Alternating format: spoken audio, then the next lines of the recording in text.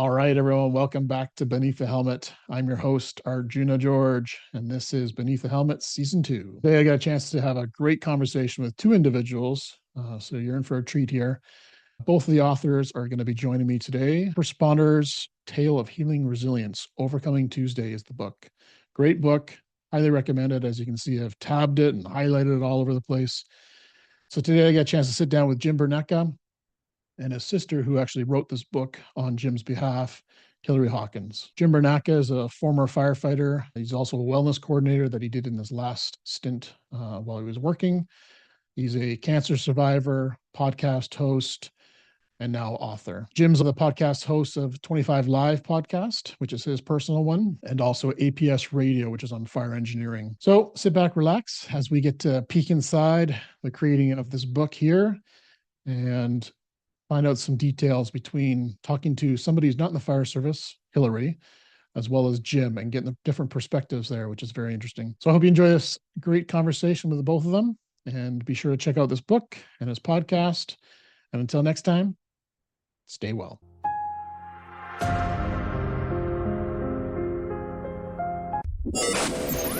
It's time to ignite your soul and unlock your full potential. Join us on Beneath the Helmet, the podcast exploring firefighters' health and wellness. Hosted by retired fire chief Arjuna George, our podcast is the perfect place to start your journey towards becoming the best version of yourself. So come on, let's join the conversation and find out what sets your soul on fire. All right, welcome back to Beneath the Helmet, everyone. Another great episode of Season 2 for you. I got both authors on the air today, Jim Burneka and Hilary Hawkins of Overcoming Tuesday. Jim is a former firefighter and now retired, an author and podcaster. And Hilary is actually a sister, which I just found out today. I did not know that.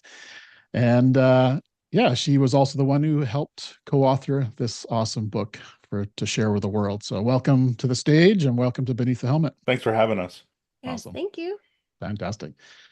So I'm going to start with Hilary. Tell me a little bit about who Hilary is and kind of your story getting to where this book got published. Okay. Well, I went to school in education. I taught for a couple years before I had my kids, and then I wanted to stay at home with my kids. I've always loved to write, and I actually co-authored a children's book a couple years ago. And when I heard my brother's story, I told him, I think that there's a story here. He said, absolutely not. I don't want to talk about it ever again. And I said, okay, well, if down the line you feel like maybe you want to talk about it, like let's do it. I'll help you write this. And it took maybe a year. Probably a year later, he said, hey, do you still want to do that thing? And I said, what thing? He was like, the book, like, do you still want to do that? And I was like, yes, if you're ready, yes, let's do it. So we just started jumping in and working on Overcoming Tuesday. Awesome. And it came out in May, is that May. right? May, yeah. Awesome. Yeah. Well, congrats to both of you for sure. Thank you. Jim, tell us a little bit about your story, just like your journey up till this point, and then we'll dive into some bigger things for sure. Yeah, so, I just retired from the job last June, and I was 22 and a half years as a Dayton firefighter paramedic, and at the end there I was the wellness coordinator for the department, and I also did a lot of stuff with our union as well, the health and safety guy, peer support coordinator.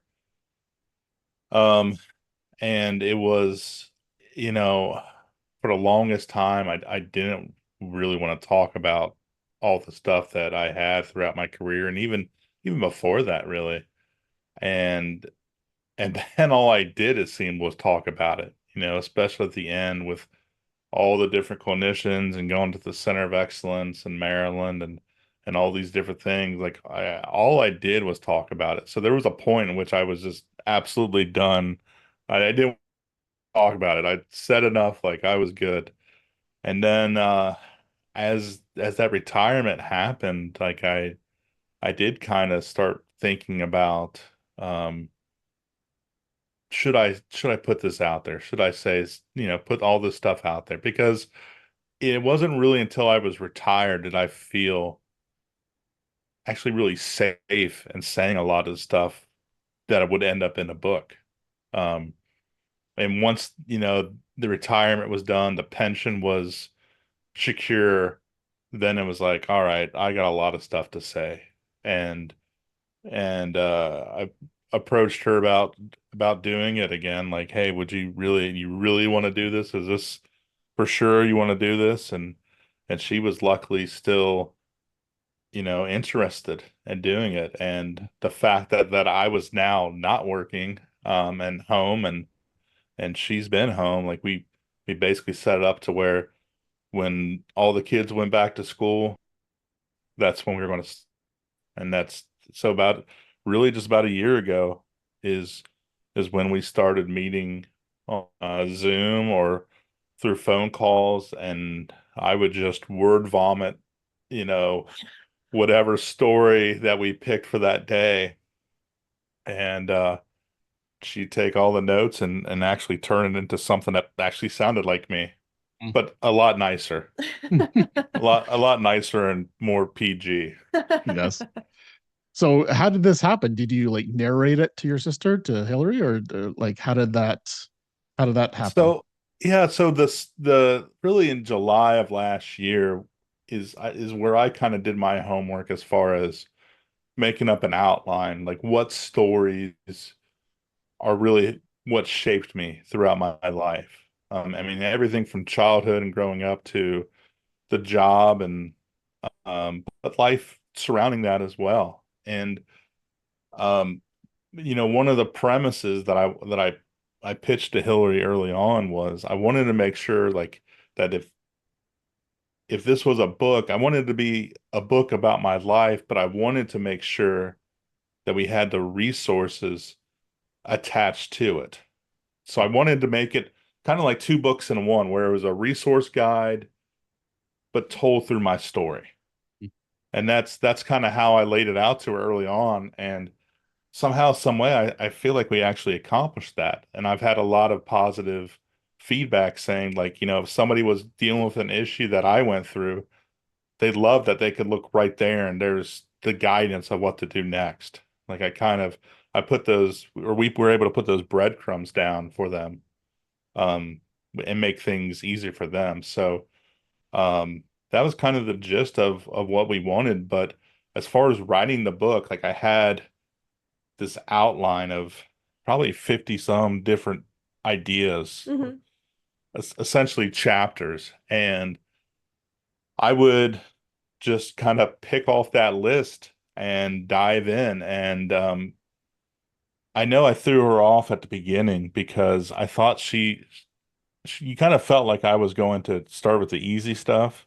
I thought we would ease into it, and he started with probably like the most difficult chapter and was like, all right, we're not dipping our toes in, we're just jumping Jumping in. right And in. I was like, okay, I guess we're doing this. Yeah. So he would tell me the story, I would write notes, and then I would write the chapter and send it to him, and then kind of say, is this accurate? Am I missing something? Do I need to take out something? So we would do the chapter back and forth like that until we were both happy with it. Were you surprised at any of the stories that came up, or were you kind of pretty well informed about his history and his life?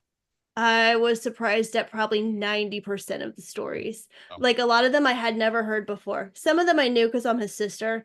So Mhm. obviously, like the growing up and that dynamic, I know. But a lot of the work stories I had never heard before. And they really caught me off guard. And I actually had to like, we would do this over Zoom. So I had to try to like make my face so it was like more neutral and not horrified. Because Yes. some of them in my head, Yeah. I was thinking like, what? What? Mhm. But we come from like two different worlds. I taught preschool. Mhm. Like we sang about ABCs and colors, and he's talking about finding, Mhm. dead bodies. And I was like, okay, this is gonna be difficult. But I tried really hard to not react, like to visit not visibly react to him when he was telling me these stories, because I didn't want him to stop, and I also didn't want him to think like I couldn't handle it, even though some of them were really difficult to listen Mhm. to. Mhm. because what is in the book is like kind of the sugar coated version. What he gave me was not sugar coated Mhm. by any means. So just not coming from a background like that, a lot of the things I was like, this is terrible. Yeah. And I wanted to make sure like what we talked about, like that it was Honest. honest and just as uncomfortable as it was, just raw. Yeah. Mhm. Like this is the truth. This is how I felt. Um, and I didn't want to like I wanted to be as truly, I mean, you already said the word honest, but like truly paint the picture and be as honest as possible without necessarily like gory details, but like just that rawness that sometimes like isn't in, the books or the TV or whatever else. Yeah. And I know when I talked to her sometimes, there were some times in which we were able to do basically 3 or 4 chapters in a morning, like just boom, knock them out, knock them out. And there's sometimes where I did one and I was done. I was spent. Like I did that one and then it was like, I'm done. I gotta walk away and we'll be done to the next day. Like for the really some of the heavy chapters. Yeah, I can imagine. Sheesh. Hillary, for not being in the fire service, but hearing all this, what's your what's your perspective and thoughts about the fire service right now? And you can be Um, totally honest and open because this is a platform that allows people to be, tell the goods and the bads of the fire service, right? so Jimmy does the firefighter cancer consulting. So I've always looked over his reports for that. So I'm a little bit familiar with that side of it just from doing his reports. I was not familiar with the side of like the different calls and runs that they have. So it was just really eye opening to me. I mean, first responders see the gory stuff, that they go through some hard times, but I guess I've never really sat down and thought about how it would affect them and then how that ripples into like their home life, their family. It affects everything. And I felt kind of bad because I was like, gosh, I didn't know you were going through this. I probably didn't support you very well because you don't know what you don't know. So I just have the utmost respect for every first responder. And I really pray that our book gets into the hands of people that need it so they know, like, hey, you're not alone. If you're struggling, so are so many other people. And here's some resources that can help you. And we tried to write it in a way that, like, you could hand this off to your mom or dad as a conversation starter. Like, and we've had people do that and say, like, I didn't know how to have this conversation. I gave them your book, and now they kind of have a different understanding. You know, you pull the curtain back. Now they kind of know what I go through on a daily basis at work. I think that's so key. That's where a lot of my books have gone to the parents of firefighters across North America saying, hey, I don't understand what my son's going through, my daughter's going through. Let me paint a picture for me how this fire service thing works, right? So that's, yeah, I agree. That's a Right. great resource for the family for sure. Yeah. Yeah. Beautiful. So overcoming Tuesday, for the listener right now who doesn't necessarily understand what that means, what's the story behind overcoming Tuesday? Yeah, so it would have been going back to July of 22. I was asked to do a news or news report, like a live interview at one of our stations about the some of the wellness items that we were doing for the department and the peer support team. And I did this story and during that interview I talked about, and I'm going to paraphrase myself, but I basically said um, the typical citizen maybe has a couple traumatic events throughout their lifetime. For us, that's just another day. It's a Tuesday. And um, the truth is during that time period, I mean, during that exact same time, I'm circling the drain. I'm having a lot of issues and I'm really hiding all of it. Um, I was supposed to be the guy that everybody came to for assistance. And I had a lot of shame and guilt with the fact that I was having my own issues and couldn't even take care of myself. And, I was really just concerned about how it would look, the optics of if I went away, if I went and got help. And so I just internalized everything. And it really, until I imploded just the next month, and ended up going away and went to the um, IFF Center of Excellence in Maryland and went there for 40 days. So, um, but that during that time, she kind of, she saw that interview and it just really kind of struck a chord with her. Yeah, it resonated with me. You're And you're take kind it. of rambling though. You're not even answering his question. Um, I was setting it up for you. no, you're rambling. He does that sometimes. All good, all Okay. good.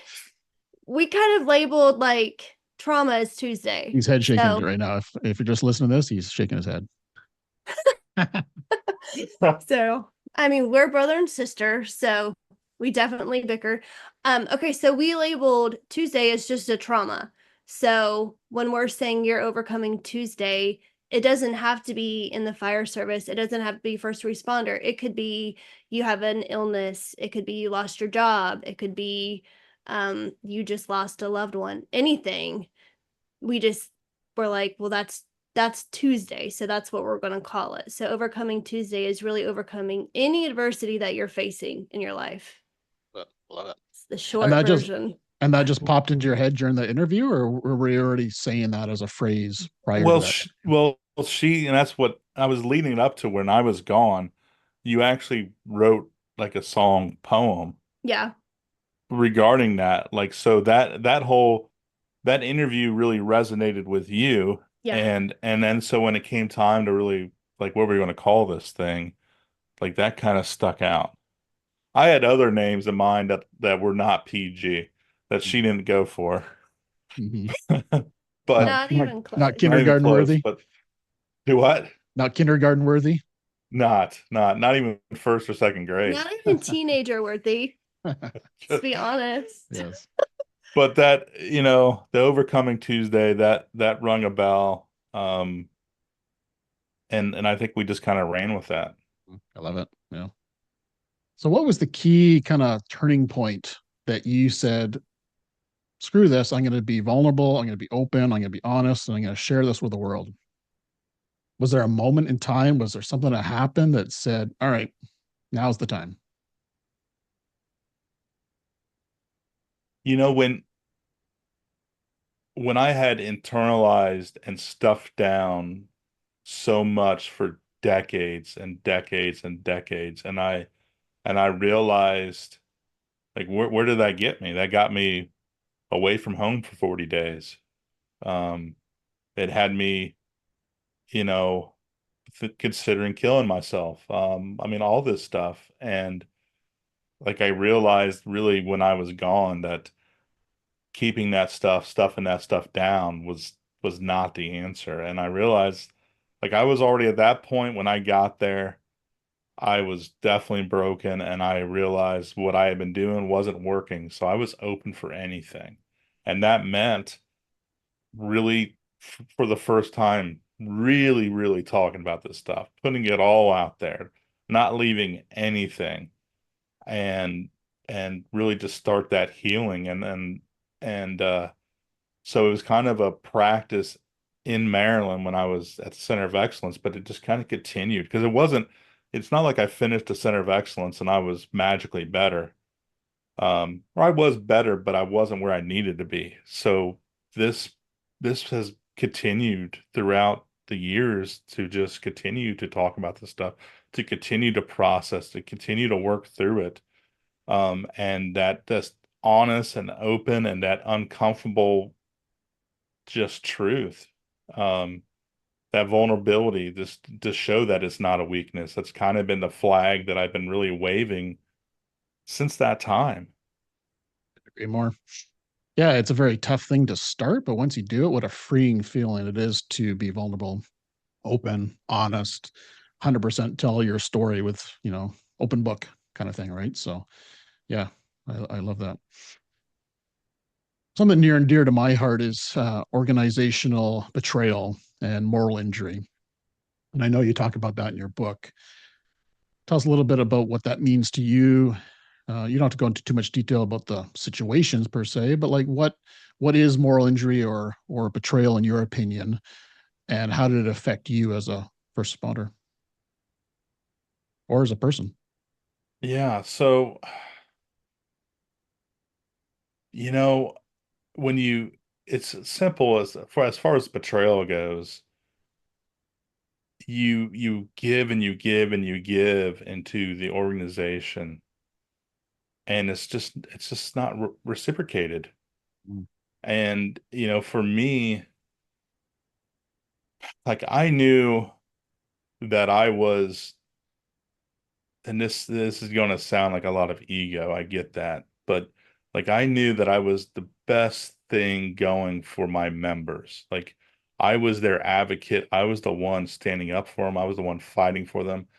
I was the one that cared. And my job, where it may have been a 40-hour job, it was an every hour job. Like it didn't stop. Like, I mean, we're 300 plus members, and they are overworked, underappreciated, and like I was their advocate. And so when I got taken away from that, like I really um I felt for them. I still feel for them. And it just to deny the good that I was doing and basically throw me away because I was um persistent and maybe, well, yeah, I was a headache. I'm sure I didn't make things easy on management, but my intentions were always good and always for the betterment of my members. And I mean, it's just weird how all that stuff went. It kind of was like, I mean, it's just sad, really. Like, really, out of an order of convenience, they got rid of me, and they were more concerned about um just avoiding me than actually taking care of their own members. That's how I took it, and that's still how I take it. The moral injury is simply, I mean, it's kind of built onto that as well. As I know what I was doing was the right thing, and to be taken away from that absolutely went against my ethics and morals, and I went away kicking and screaming. But at that point there was nothing I could do, and at some point too, it became you can't worry about everybody else. At this point, you have enough issues going on that you got to save yourself.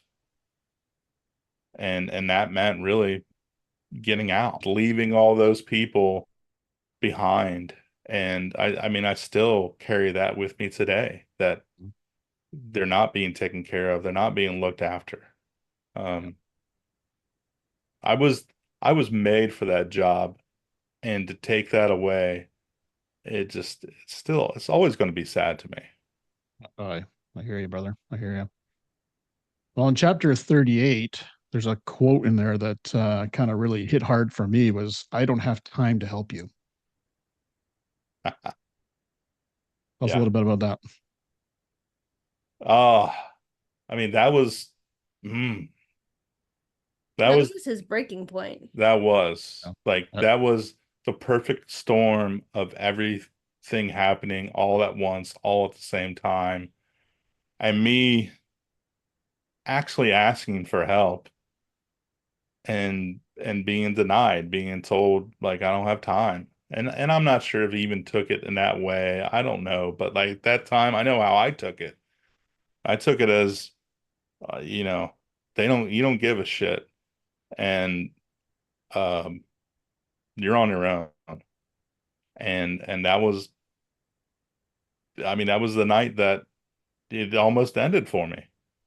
So that was a contributing factor to that, and obviously luckily that didn't happen. But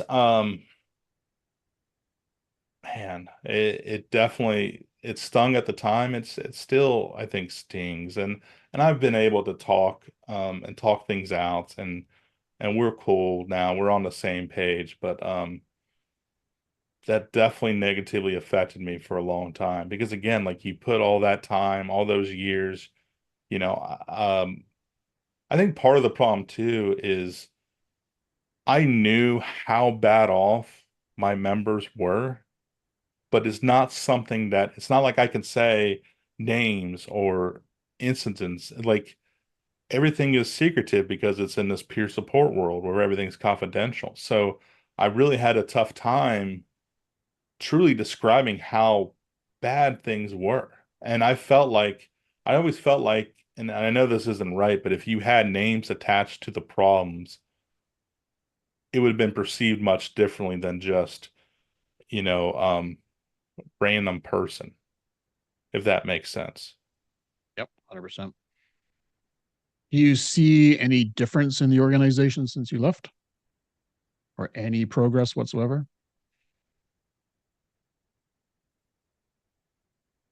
You know, I see them trying. I know they want to do well. I know they want to take care of their people. Um, we got a new chief now who um does have a much more, I think, positive attitude and is really working on boosting the morale. Um, I had wrote a grant that actually paid for my position for a couple years and a few other wellness items. They've tried to implement that. They haven't been able to keep somebody in my position um, due to retirements or whatever else. People get another jobs. So I don't think they've had necessarily the same person that had the passion that I had that was kind of waving that flag. Um, but no, I feel like they're trying. I think it'll be interesting come January 2025 because that's when that grant money runs out. And we'll see if like if the wellness coordinator we're doing the checkups from the neck up, like we'll see if they continue to fund them out of their own budget, you know, when that grant money isn't there. I mean, I think that'll be the kind of telltale sign of um, do they really care or not? You know, or did they just do this because it was convenient and then they had free money for a couple of years? Tell us a little bit about that position, because I'm sure that's not a generic position in most organizations. It's not a standard position. I've heard of it. There's definitely departments out there that are fully supporting that wellness coordinator position, but tell us a little bit about your position and how it helped the members more than anything. You know, so um, I got the gig, and I actually got asked to do the gig after my cancer diagnosis, and it was a brand new position. And with any brand new position, it's kind of what you want to make it.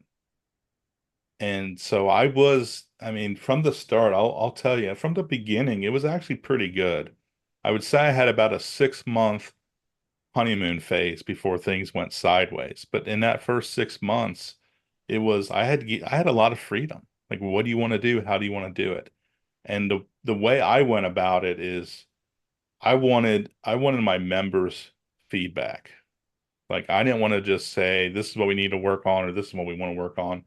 I wanted to actually have some information coming from them and then go off of that information. So actually the first thing I did was I created a wellness survey and I went around crew to crew, station to station. I took the crews out of this and they filled out this anonymous survey.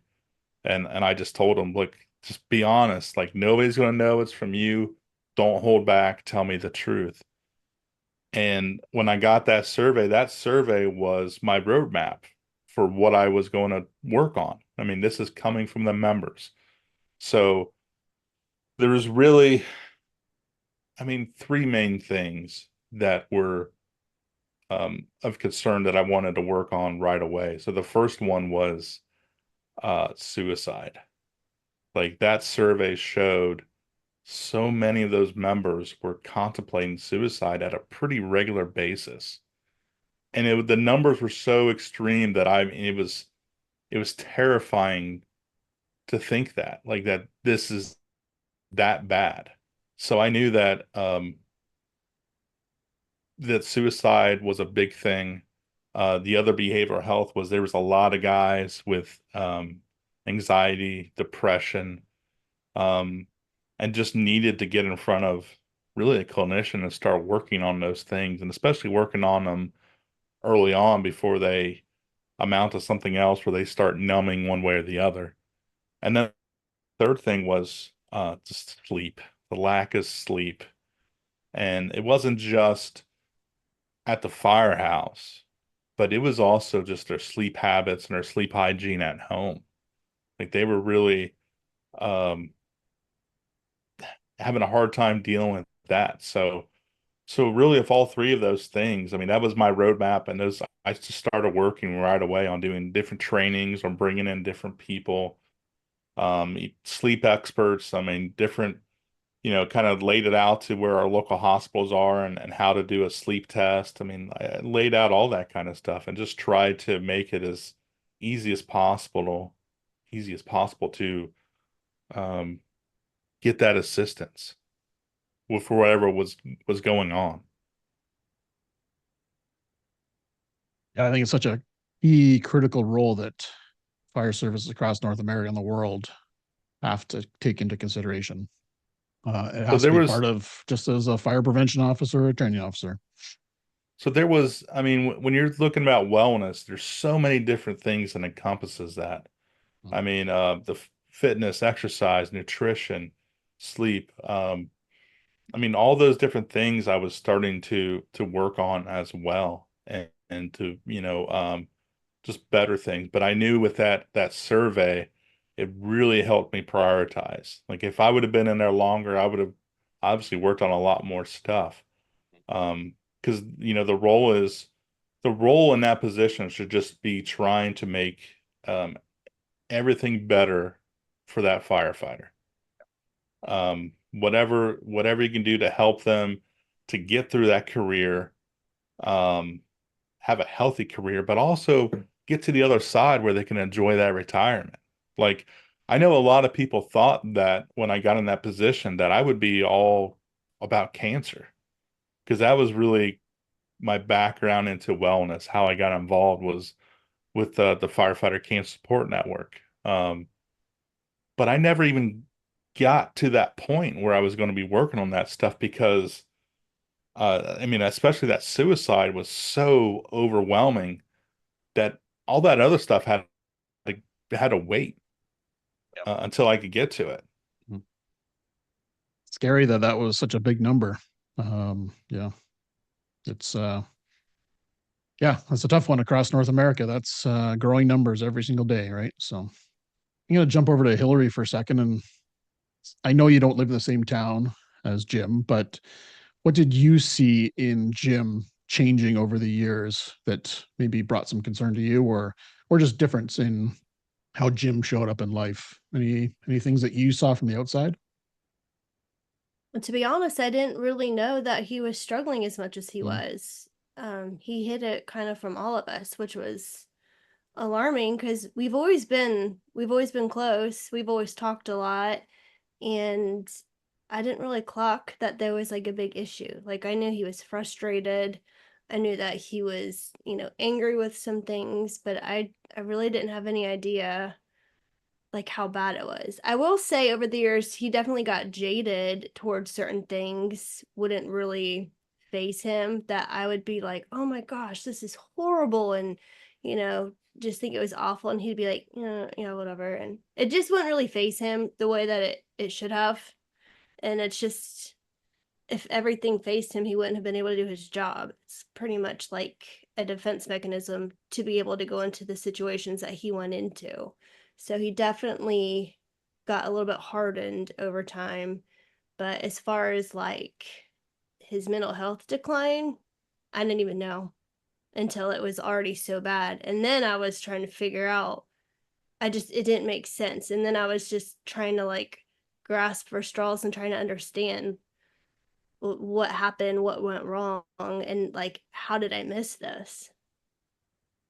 It's so tricky, isn't it? Because I know for myself, my wife was saying the same thing about my well being. It's like I had no clue.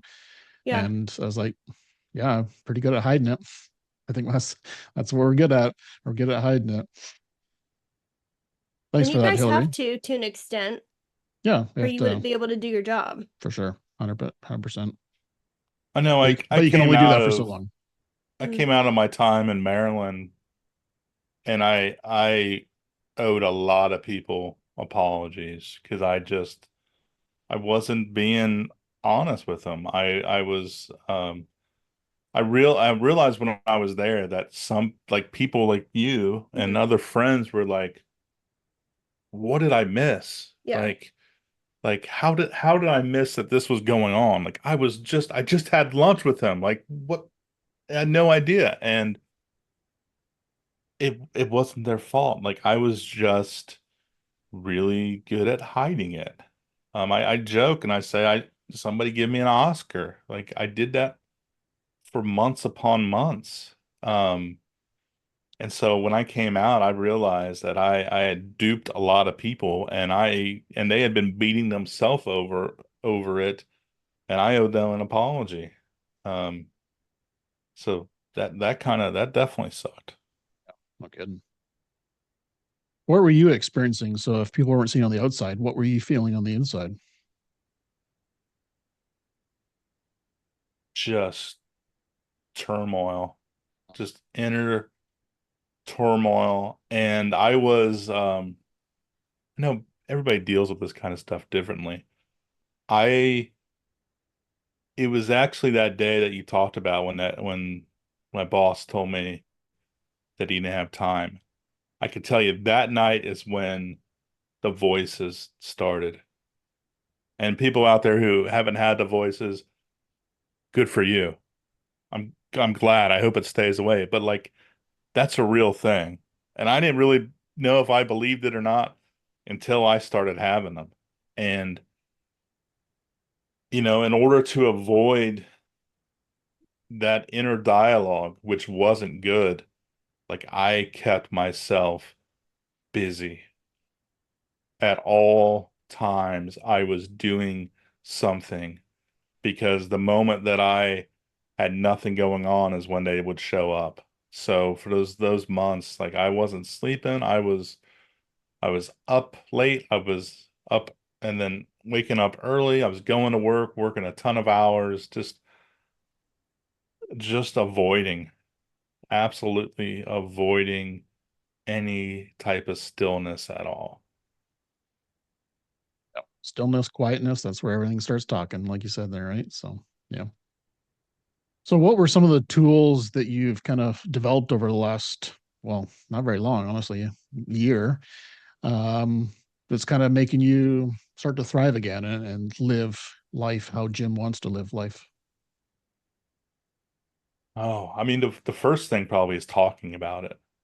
Just no longer internalizing things and just getting it all out there.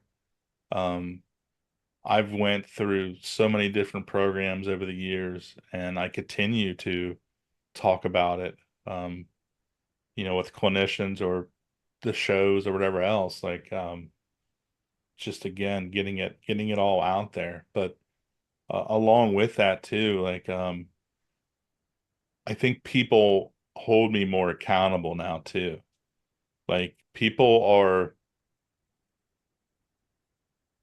almost suspicious, like and it took me a minute to kind of realize this, but hey, I'm a generally honest dude, but I was very dishonest for a long time and led people to think that I was okay when I wasn't. And so now, when somebody asks me how I'm doing and I say I'm good, a lot of times they'll go, really?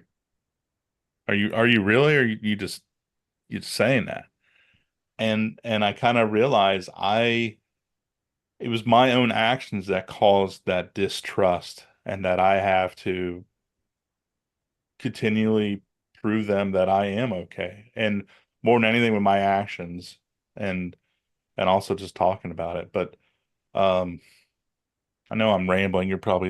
She's looking at me like, keep He going. rambles so bad. Well, it resonates with me because that's how I am now. And ironically, when people tell me or ask me how I'm doing, my automatic reaction used to be doing great, awesome, fantastic, whatever that is. And now it's like sometimes I'm actually, nah, today's not a great day. I would never have Yes. said that 5 years ago, 2 years ago. Yes. And But then now I'm like, when I say yeah, that to somebody yeah. and they were just expecting me to say I'm good and then I unload on Mhm. them, like, You're like, oh, what did Yes, I do? oh, yes. yeah. And I I'm gotta like, go. See you ya. asked me, and I'm telling you, Yeah, yeah. I feel comfortable enough to tell you. I Mhm. did that to somebody just like a week and a half ago, and uh but it was a good thing. Yeah. So, I mean, there's definitely like I have my own accountability, but there's a lot of people that also are like keep me accountable as well. I've got people that check in on me. I got people that I check in on as well. And then it's just now a matter of taking care of myself. Um, like I'm just trying to refocus, especially now that, this week my boys went back to school. So like there really is no excuse. I have plenty of time during the day to just work on me. And that means meditating. That means working out, trying to get back into that. Um, you know, um, including my faith and more things. Trying to build that. And just again, more than anything, I've the best thing I've been doing is just talking about this stuff. And I think by doing that, the more and more, and it's not just me, it's you, it's everybody out there that's talking about this stuff. This used to be so taboo. We would never have these type of conversations when you and I started. And now they're starting to kind of normalize because of all of us talking about it and making this just kind of a regular type of thing. And I'm hopeful for the next generation that's coming on now or after us that they're actually going to be able to talk about this and they'll never get hopefully to that point in which we did. 100%. Hilary, what do you think Jim's taught you? Well, Jim's journey has taught you about your own self care, your own wellness. Anything you want to share Well, there? one thing that I learned was that I think when he went away for the 40 days, I can't speak for other people. I thought he was going to come back better, like Mhm. fixed. Like if your car's broken, you take it to the mechanic and you get it back and it's as good as new. Mental health is not, it's not a quick fix. It's a journey, it's a process. And I thought he was going to come home like normal. Um, but he came home a better version of himself starting on a journey. Like I thought this was going to be the end. You're going to be great. And it was like, no, I've actually just started this journey and it's probably going to go on forever and sometimes he's going to, and this goes for everybody. You're going to take a couple steps forward, a couple steps back and try and stay on track. So I think that's really made me more aware of other people too when they go through a hard time. Like you don't just wake up better one day. No, that's a It's great way to it's think about such it. a slow Mhm. process and that's okay. And it's not a linear process. It's not like, and that was with our book why it was kind of hard to try to figure out like how to sequence it because it was just like up and down, up and down, up and down. And that's life though. I mean, life is not linear. It doesn't make sense and it can be really hard sometimes. Yep. And that's how we grow in our resilience as well as those challenges that we have to face and overcome, Right. right? For sure. Yeah. Right. Thanks for sharing that. You talked in your book, I'm all about holistic and kind of outside of the box therapy. And you talked about see if I can say this right, Stellate Ganglion Block, SGB. Yes. I've heard of it. Tell our listener today what that is and how it supported you in your journey. Yeah. So the stellate ganglion block, SGB, it was crazy. It's kind of crazy. The first time that it came uh on my radar, it actually came like twice the same day from different people. It was very bizarre. So it was kind of like, this is a Meant to sign. You happen. should check this out. Yeah. Yeah. And um like the first guy who messaged me said like he was seeing things in color for the first time. And I was like, well, all right, I'm intrigued. Let's learn some more about this. And what it is it's something that the military figured out. And what they were doing is they were actually sticking a needle in their serviceman's neck into a nerve and blocking that nerve, and that was helping out with like chronic back pain. So they realized that they can relieve some of these chronic pain issues by doing that nerve block. But they also, as kind of like a side effect, they realized, hey, like this is actually tampering down, excuse me, the PTS signs and symptoms as well. And so the more they looked into it, they realized that, hey, this actually can help our servicemen out. And so they've kind of moved that into the civilian world, and it's still pretty early on in that. But you can do the left side, you can do the right side of your neck. Um, some people use X-ray, others use an ultrasound to make sure they're in the right spot. And yeah, it's not a painful really procedure. It's they do they numb it, and then they stick the needle and you don't even feel it. They throw that block in there, and sometimes it lasts for a couple months, sometimes it's a couple years, but it works on about 80% of the people that do it. So they were actually doing it at the Center of Excellence, where they would actually load people up into a van every week, and they'd go off site. They'd pay $600 and they'd get it done. And I could see like right then and there, like as they were getting off the van, like the ones that it worked and the ones that it didn't. Because the ones that it worked, they were floating on air. Like they Oh, yeah. felt like you Wow. could tell like the weight of the world had been lifted. Hmm. And then the ones where it didn't work are kind of their heads are down and they're like, it didn't take. Hmm. And and that was kind of for me. I was unfortunately the 20%. Like it didn't really take. I felt a little bit relief, but it went away in a day or two. Hmm. So, but it didn't work for me. That's okay. I saw it firsthand. It worked for a lot of other people, and that's why I think it's important to put it out there because, I mean, 80%, those are good odds. I'll take those odds for about anything, 100%. Yeah. and if you can get relief, and even if it's for a couple months, like just a couple months without dealing with all that stuff, without having those burdens and the heaviness that goes along, I mean, that's a nice break. Well, a nice break to see some clarity maybe in what you need to do next, right? To get out of the challenge that you're facing, right? So sometimes you need that little break just to be able to think more clearly, right? So yeah. Yeah, absolutely. Amazing.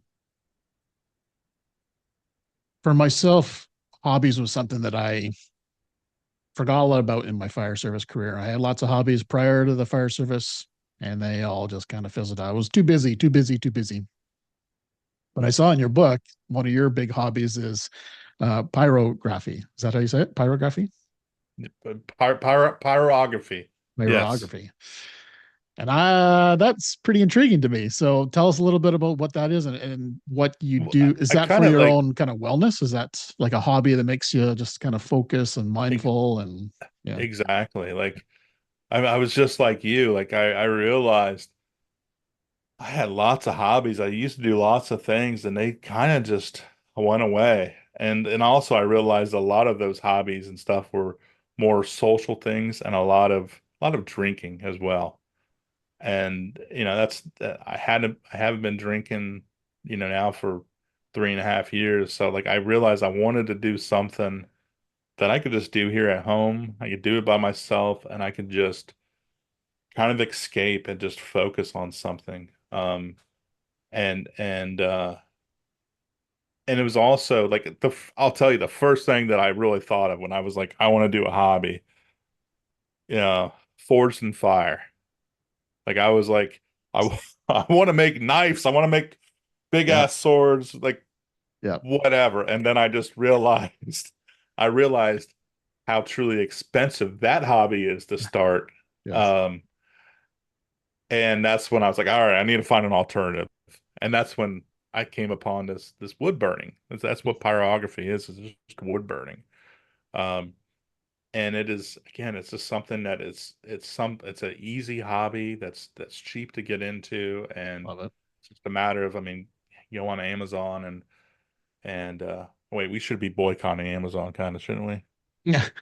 Them a little bit. Yeah, we'll get into that probably, but um, Well, is there a you story basically here? just get a pen essentially that gets Yeah. heated up, and you can just draw into wood, and Mhm. it's been really cool. Like all I really do now is I just make little plaques and different designs, and I give them to people for retirement or whatever else. Like, I mean, I don't really do anything for me. It's all Yeah. spending time, and it's kind of a cool personalized gift, Mhm. from me. Yeah. Well, doing it is for you. The act of Yes, doing it. Yeah. absolutely. Yeah. Yeah. Yes. Yeah. Just being able to say like, wow, I created that. That's pretty Mhm. cool.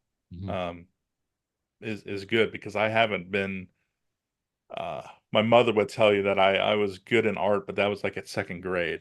And then it all went downhill. So Yes. Love it. So this is a question I've been asking pretty much all my guests this year is what does Jim and what does Hilary need more support of in right now in your lives? Where could you have some more support in your life that would help you thrive even more than you are already? Maybe I'll start with Hilary. oh, that's good because then you give me time to think. Gosh, I really don't know. Um, Like elements of your life that you're just like, I could use some more support in this area, some more knowledge, some more support, some more whatever that looks like. Make your I life just a little bit better. I feel like I have a pretty good support system. Like Nice. I feel pretty supportive. Knowledge, yes, I can always get more knowledge. There's a lot of things that I want to learn about. Um, but I honestly, I'm really lucky. I've got like a pretty great support system Great to hear. between my family and my husband's family and friends. I just feel very lucky. I don't know. Love it. Sorry, I don't have a great Oh, that's answer for beautiful. that. Thank you. Thank you. Thanks for sharing that. I think that shows to the listener that how important that stuff is.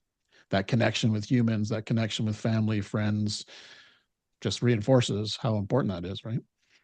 Well, and also too, we make going to church like a priority because I think it's so important to be around like-minded people. And there's just something about like when you're a room and everybody is just opening their heart and just worshiping God, and like it's not all on your shoulders. You know that like when you need help, like you pray about it and it's not for you to like carry all those burdens, which is something I've been trying to get this one to do, and just say like you weren't built for all these burdens. Like you sometimes have to be broken down before you understand, like you're supposed to lean on God in your weaknesses, and that's where you draw your strength from, not like your human self, if that makes sense. Yep. Yep. If that works for you, that works for you, right? That's the key, right? Yeah. So yeah, 100%. All right, I mean, Jim. I talked earlier about just people holding me accountable, Mm. and I kind of do that. I think of probably the best example is I don't know if you know this guy or not, but he's such an awesome dude. You know Aaron Zamzow? Yes. Yeah. Yes. Yep. So he's the guy I unloaded on about a week and a half ago, Oh yeah. and he was like, he's been doing this 5 for 50, Mm-hmm. which the idea is you pick out 5 things that you want to work on, and you do those for 50 days. Mm-hmm. And I actually upped it. I said, let's do 6 for 60. And the 60 days ends like right before our conference in Beaver Creek. So I picked out 6 things that I want to work on. And we've talked a little bit about that, making sure I work out every day, walk the dog, meditate every day, pray. I got no more pop or soda. Do you call it pop or soda? Pop. Pop. Okay. Yeah. Yeah, Yeah. Yeah. that's right. I'm with you. Yeah. So, and then what in Texas they call everything Pepsi, right? Or Everything's Coke. Pepsi. It's a Coke. In Georgia. Georgia, it's a Coke.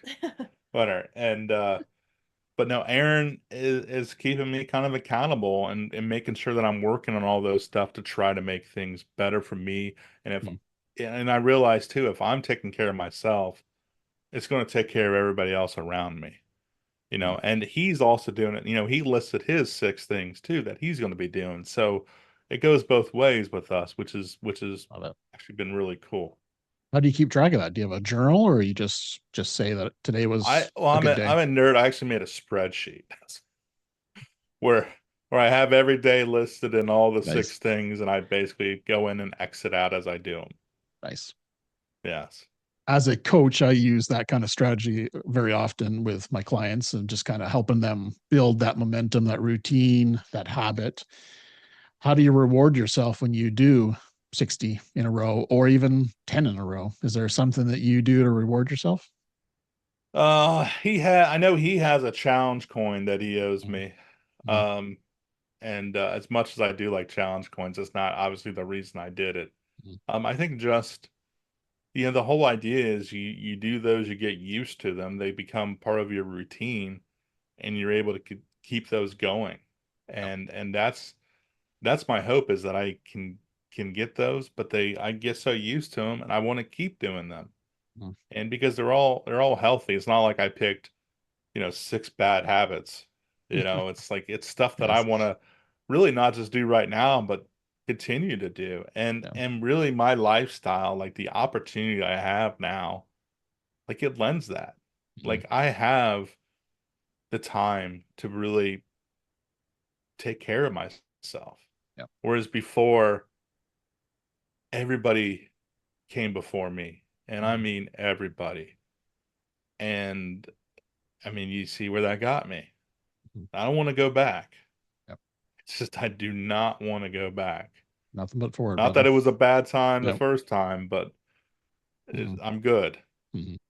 So, Hillary, what would be one thing that you would feel bad about not sharing with the world today in this podcast? Something that's like, you didn't say this, you would be, should have said this. Is there something that comes to mind that you want to share with everyone listening right now?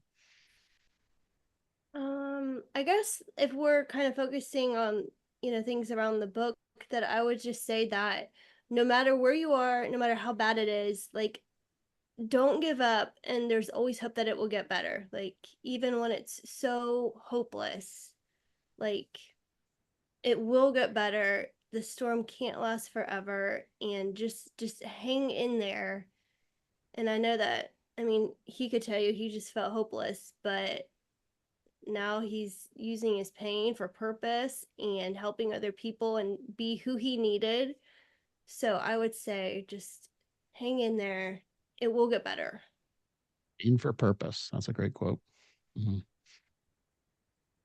How about you, Jim? What would you hate to not share with the world today? I mean, I feel like the point she made is valid. And I would even expand on that, because I would say, as turbulent as things were, as dark as they were, you know, with a little bit of time and a lot of hard work, like you can dig yourself out of whatever hole you're in. And once you get out, it's so much better. Like it is, like I didn't realize it then, but I definitely realize now how fortunate I am, and I'm just so grateful for how things ultimately turned out. Like, it could have been a bad ending, but it wasn't. It was a good ending, and it continues to be a good ending. And I just have this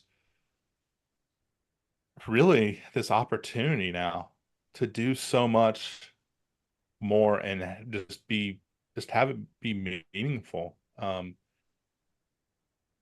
so I mean, I guess the gist of it is, no matter where you're at right now, and if it is in a dark place, like, just got to keep going to the light, as far away as it may be, because it's going to be worth it when you get there. And you can look back, all that stuff you went through, it just really made you who you are now, and you're stronger, you're better for it. Like that resiliency, is going to come from digging yourself out of that hole. So, the whole thing, I mean, if I had to say one word for what the book encompasses, and really what I feel like now is simple. It's hope.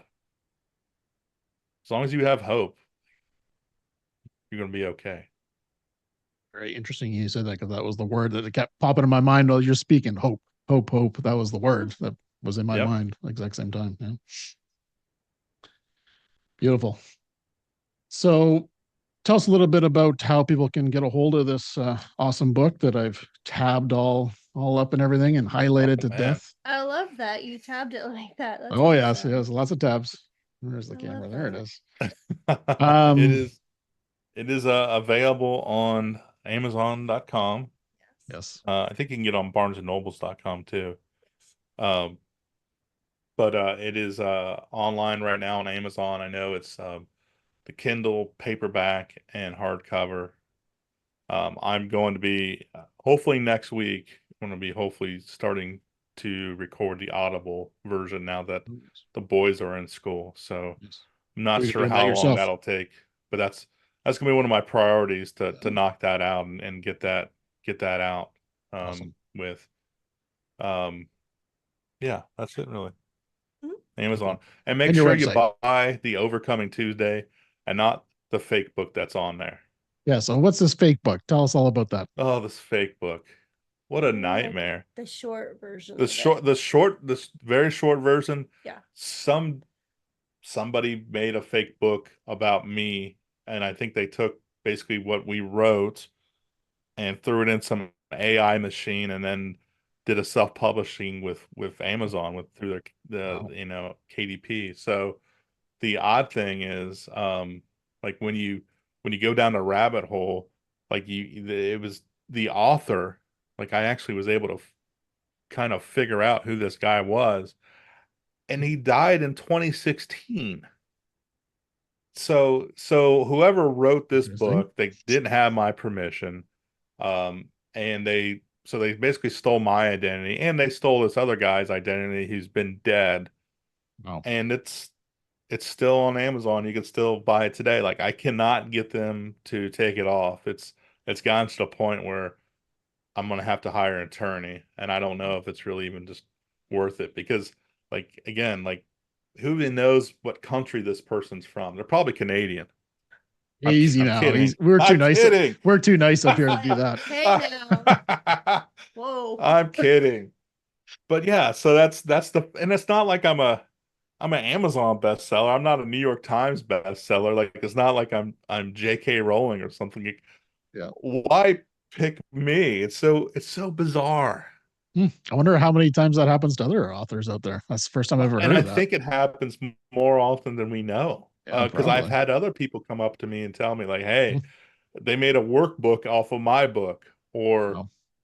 little silly stuff like that. Hmm. So yeah, and it's Wow. and dealing with Amazon like has been a nightmare because here's the deal in their fraud department, like apparently don't have phones. Like they only answer by email, and when they answer by email, they don't even sign their name. They just sign an Amazon. Hmm.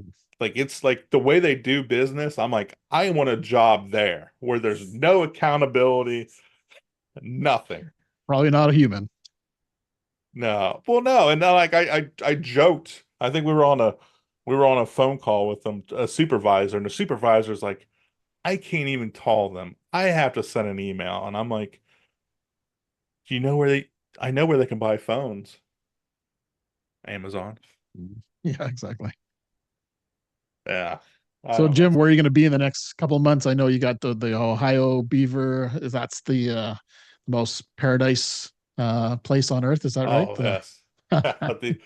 We got our conference coming up, Yes, exotic exotic. beaver Yes, they. creek. Yes, Yeah. yes. I love that. That's awesome. Yeah. So my buddy Nick and I from Brothers Helping Brothers, this is going to be our seventh annual Firefighter Health and Wellness Conference. And it's going to take place October 16th through 18th. And it's tons of great speakers that are coming and Frank Lieb, just I mean amazing people. and it's super affordable. I mean, it's for 2.5 days. It's $75 American. So Can't beat that. it's American. Well, he's from Canada. That's I what, was just It's like I don't know 500 what it bucks is. I have to Canadian. get on Google to do the CAD to USD. So, but I mean, we have people from Canada come down. Like they make the trek because they realize like the quality of the speakers with how cheap it is. Like, why not? It's great. So the Awesome. website is, and this is a real website. It's not going to kick. It may get you kicked out of work, but it's not a naughty site. It's exoticbeavercreek.com Yes, I love it. for that. Yeah. And this year is pro wrestling themed. Every year we do a different theme. And so it's pro wrestling, and we're going to actually have the Mouth of the South, Jimmy Hart, there as well. He's the guest MC, No and way. he's going to run the picture booth. Oh, that's awesome. ridiculous. Yeah, we are In ridiculous. in a good way. You can't give Nick and I like freedom Free because reign. we're going to No. just brainstorm and come up with stupid stuff. That's It's what we true. do. It's true. It's fun though. Yes. So how can people get a hold of you, Hilary, if they want to connect with you for any regarding the book or anything else? Any way to get a contact with you? Yeah, you can find me on Instagram. And my handle is Hilary Leah Hawkins. Awesome. And you have a website for the book as well? Yes, we do. Overcomingtuesday.com. Awesome. Well, it's been a real honor and privilege to connect with both of you today, and I feel very blessed to have both of you on here today. That's kind of a nice little treat. I kind of wanted to finish with this quote when I was reading the book that I just kind of resonated with me is, I no longer run into burning buildings, but now I'm fighting to reignite the flame that has gone dim within myself. I thought that was a pretty powerful quote from your book. So kudos to you for all the hard work That you was did, actually Jim. all her. Forget. That was all her. I wouldn't have said anything that nice and that fancy, that eloquent. Well, there you go. Well done, Hilary. Well done. Thank you. Thanks. Awesome. Thank you so much for having us. Yes, Thanks for taking the time and reading the book. Oh yeah, you betcha. I'm so glad that you enjoyed it. Yes. And I love your little QR fellow here too. Oh yes. He's so ridiculous. I am ridiculous. I have a challenge coin of that now. Actually. That's awesome. I just got those. So I'm Fantastic. marketing down on my ridiculousness. Oh, that's what keeps it lively and fun, right? Between her and my wife, like the amount of head shakes that I get in a day. I don't know. Crickets. I don't know what to tell you. Yes. Well, thank you both very much. I really appreciate you sharing your story, and thanks for putting this book out there into the world. Much appreciated. So Thank you. everyone, hope you enjoy this great episode, and be sure to check out this book. Until next time, stay well. Thank you for tuning in to Beneath the Helmet. We hope that this podcast has provided you with valuable insights into the world of firefighters' health and wellness. Remember, caring for your physical, mental, and spiritual well-being is crucial to achieving optimal performance. Join us next time on Beneath the Helmet for more inspiring conversations. Until then, stay well.